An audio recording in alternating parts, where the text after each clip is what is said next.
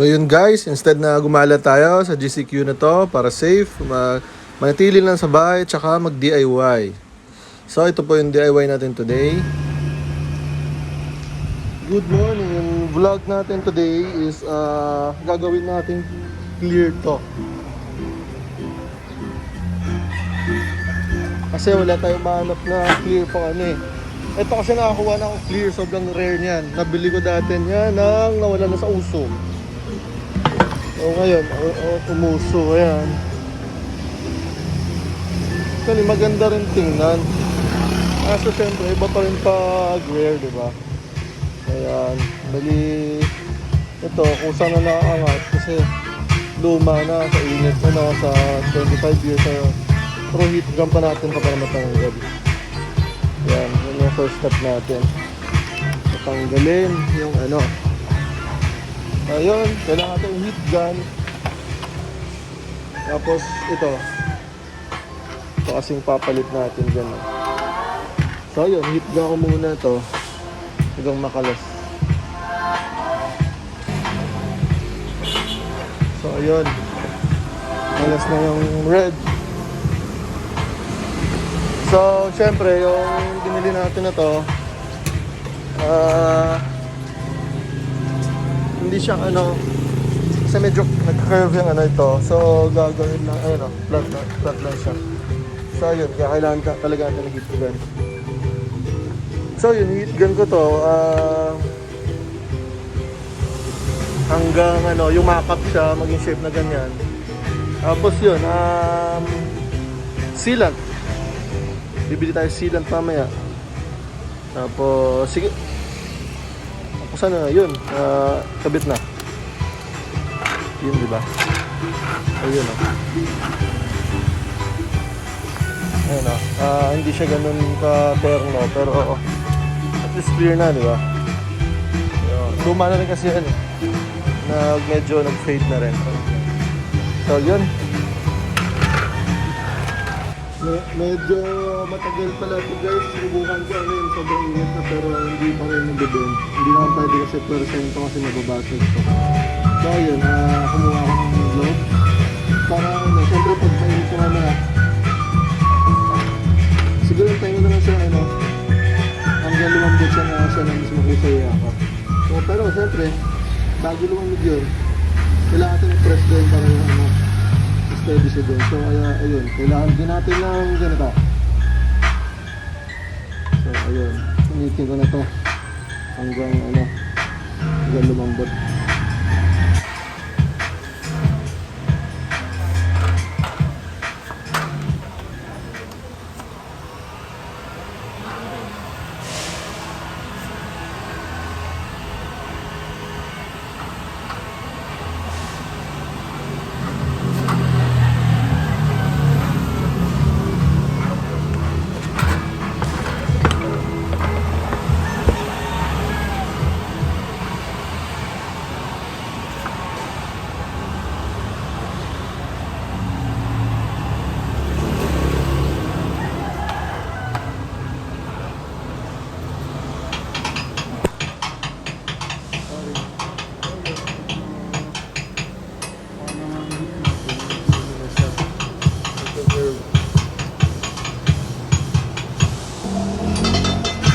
Guys, inubad ko yung vlog ko, medyo mahirap pala. So ginawa ko, tinape ko na lang muna para pag ko isang bend lang gano'n, diba?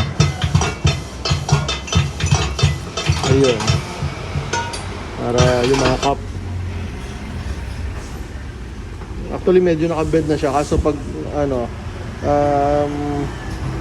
lumalamig, bumabalik, kaya dapat pag init gano'n na. So yun, basta mag-gloves kayo, huwag na ako kaya. Ayun, hit lang ko siya ulit.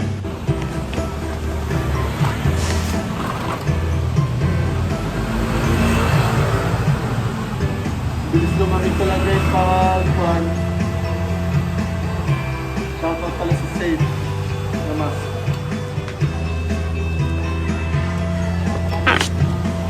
Dapat pala sila nag-repeat na lang konti lang kasi baka mabasag.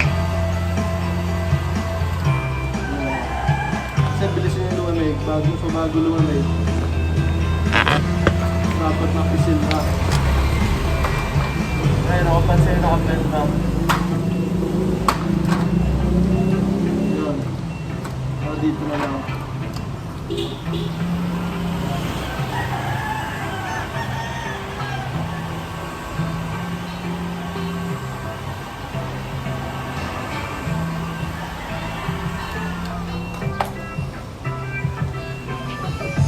Wala kasi mabili pang Sentra eh. So, di ba?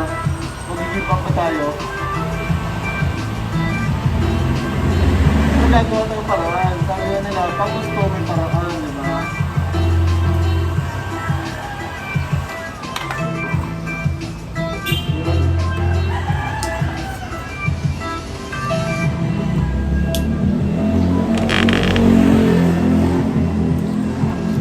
Binibento bago mag-connect.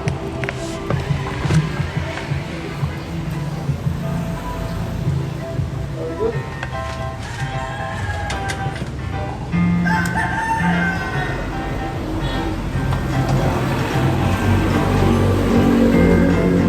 Yakap na, di ba?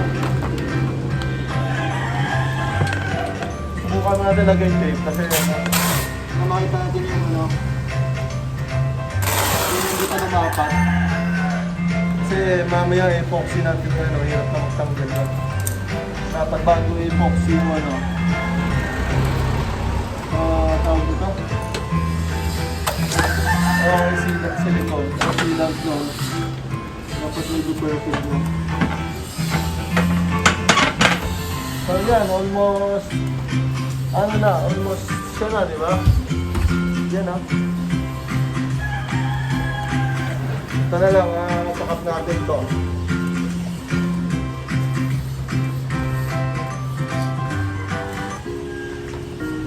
Di ba? Okay na. Buka natin kami. Yan na, almost na, di ba? Buo na. Mini shake. Eh, siyempre, puputulin natin to na magbawi. Tapos balik natin yung isa na emblem, siyempre.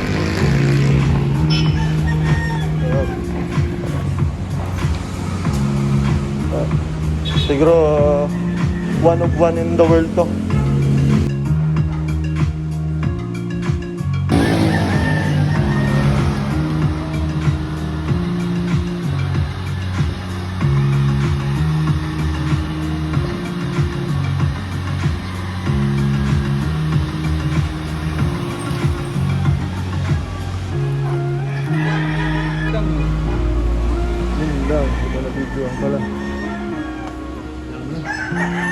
Para matibay din, makakamalsi kasi pag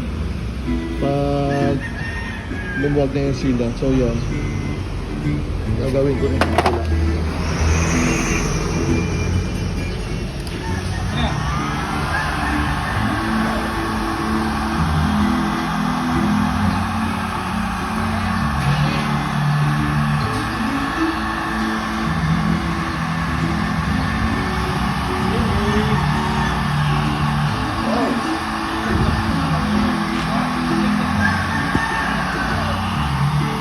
Ang galumambot.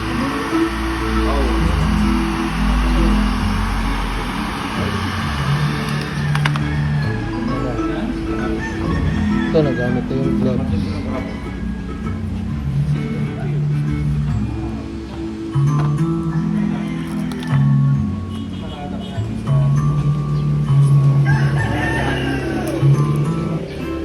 Magpilitin, bali hintayin mo lang ano hintayin mo lang na mag-bend siya pusa. Ayos ba pre?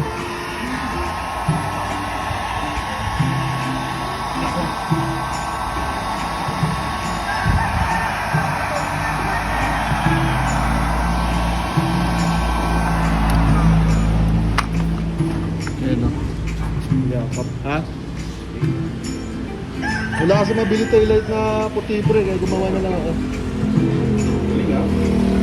Oo. Ano pangalan na pre? Only that, one and only na lang to pag nabuo.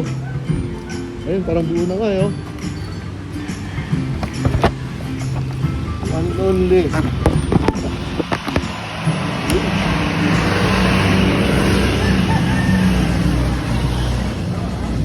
Yan oh, puta.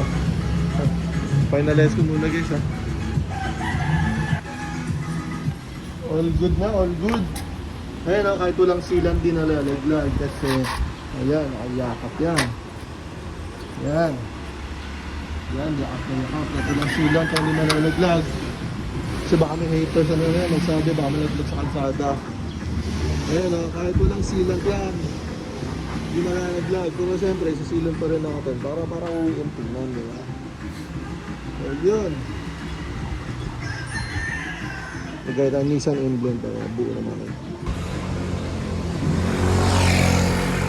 So ayun guys, nadikit ko na yung emblem. I mean, naka-ano na talaga siya, naka-adhesive. So yan, not bad, diba? Mas maputi lang yung gitna, siyempre mas bago siya. Pero habol din yan.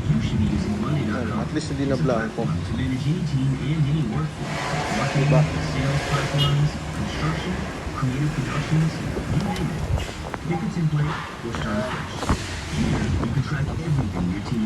So yun, next natin na project yung ayan, hihinay ko. Gagawa tayo ng puti at taillight pero matagal pa yan. May basag kasi ako dun. Gagawa tayo ng puti. Pero next na yan.